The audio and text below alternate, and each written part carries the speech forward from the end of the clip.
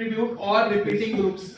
बिल्कुल ये लास्ट में पढ़ा दी, तीन नॉर्मल फॉर्म से पढ़ाती हूँ, चौथा आप खुद पढ़ेंगे, ठीक है। First no multi values, second normal form क्या है, पार्शियल डिपेंडेंसीज नहीं होनी चाहिए, और थर्ड में क्या है, ट्रांजिटिव डिपेंडेंसीज। अब पार्शियल डिपेंडेंसीज और ट्रांजिटिव डिपेंडेंसीज में क्या फर्क है ये देखिए, ठीक है।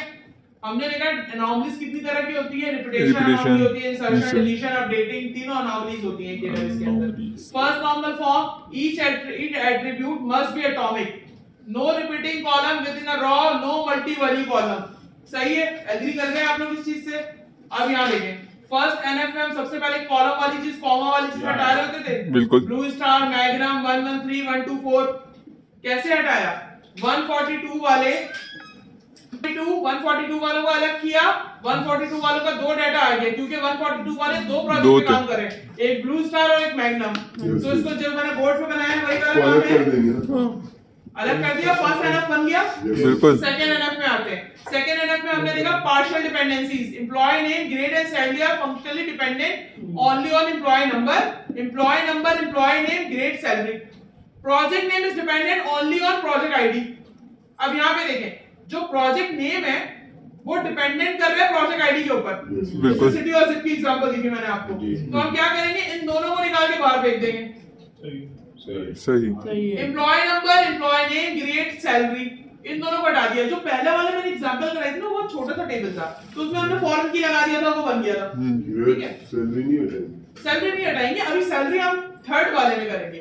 फंक्शनल डिपेंडेंसीज में हमने देखा dependent only on project ID, but these tables should be relate through foreign keys। बता दिया, अभी मैंने बताया था फॉरेन की वाला हिसाब जिप में डिपार्टमेंट में 1 2 3 डाला था। आप यहाँ पे अगर प्रोजेक्ट आईडी भी सिर्फ डाल देंगे, अब यहाँ पे 1 2 3 डालेंगे, प्रोजेक्ट आईडी में 1 2 3 फॉरेन की बना देंगे, तो सेकंड नॉर्मल फॉर्म कंप्लीट हो जाएगी। सब एग्री करते हैं यहाँ तक, समझ में आ गया। अब आते हैं third normal form. Each attribute must be functionally dependent on the primary key। ये तो अभी भी स्टिल यही देखना है, partial function dependencies, नॉन की एट्रीब्यूट सेकंड वाला था, should not be partially function dependent more than one key attribute। हमने देख लिया प्राइमरी की के अलावा जो आपस में डिपेंडेंट हो रहे थे, सिटी जिप पे हो रहा था, प्रोजेक्ट आईडी प्रोजेक्ट नेम पे हो रहा था, उसको हटा के आपने अलग कर देना। क्या करता है ये, डाटा इंटीग्रिटी बचाता है। मैंने आप लोगों को पहले भी इंटीग्रिटी के बारे में बताया है, प्रिवेंट, अपडेट, इंसर्ट और डिलीट एनॉमली, गलती से किसी और में नहीं चला जाता है। समझ में आई ये चीज, ये एनॉमलीज से बचाता है, इंटीग्रिटी बचाता है आपकी।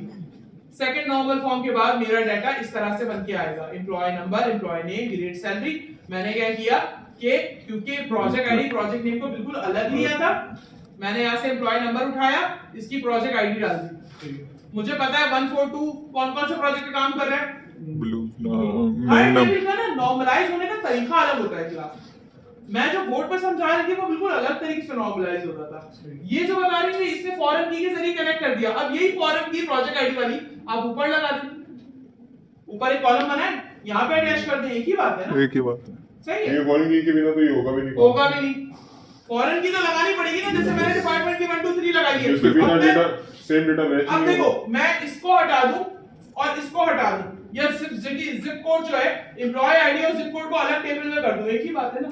बिल्कुल एग्री करते हैं ना इस चीज को, ये एम्प्लॉय आईडी जिप कोड पे ही डिपेंडेंट रहे, ये बात एग्री है ना। बिल्कुल, और किसी पे डिपेंडेंट नहीं होगा। तो इसी तरह देखें, प्रोजेक्ट आईडी पे कोई और डिपेंडेंट है, प्रोजेक्ट आईडी प्रोजेक्ट नेम तो आपने अलग कर दिया ना, तो अब सिर्फ प्रोजेक्ट आईडी किसके साथ डिपेंडेंट हो रहा है, एम्प्लॉय नंबर के साथ। मैंने बोला 168 एम्प्लॉय, बताओ भाई 168 एम्प्लॉय, ब्लू स्टार हो जाएगा, ब्लू स्टार प्रोजेक्ट पूरी तरह से, ठीक है। Employee number and project ID combine together to form the primary key, such as primary key called, इसे हम कहते हैं कंपोजिट प्राइमरी की। कंपोजिट, अब दोनों अपने आप, जो पहले डिपेंडेंट था पार्शियल डिपेंडेंसीज को खत्म करके उसको प्राइमरी की पे डिपेंडेंट करवाया, और ये अब बन गई कंपोजिट प्राइमरी की। आपसे कुछ पूछे तो आप ये बताएंगे कंपोजिट प्राइमरी की कैसे, दो टेबल की प्राइमरी की को मिला के एक टेबल में डाल दिया मैंने, ये इस टेबल की प्राइमरी की थी और ये इस टेबल की प्राइमरी की थी। एग्री कर रहे हैं, दो टेबल की प्राइमरी की को एक अलग टेबल में डालने को कंपोजिट प्राइमरी की कहते हैं। कंपोजिट, सही। एक ऐसा टेबल जिसमें प्राइमरी की जिसके अंदर सिर्फ दो प्राइमरी की हो, उनको कंपोजिट की या कंपोजिट प्राइमरी की कहते हैं। फॉरेन की देखिए तो एम्प्लॉय के टेबल में हमने फॉरेन की बनाई, प्रोजेक्ट की उसमें। देखो मेरी बात सुनो, अगर डेटा छोटा है तो हम तो इसमें यहीं पे एक लगा देंगे फॉरेन की लगा दिया, तो फॉरेन की और प्राइमरी की बन गई। लेकिन अगर मेरा डाटा बहुत ज्यादा एनोमलाइज पे जा रहा है तो हम क्या करते हैं, अलग टेबल पे बनाते हैं, दोनों की प्राइमरी की अलग अलग डाल देते हैं। आप तीन टेबल है हमारे पास ना, ये जो है ना हमारा हमने साइड पे इसके फॉरेन की करना है।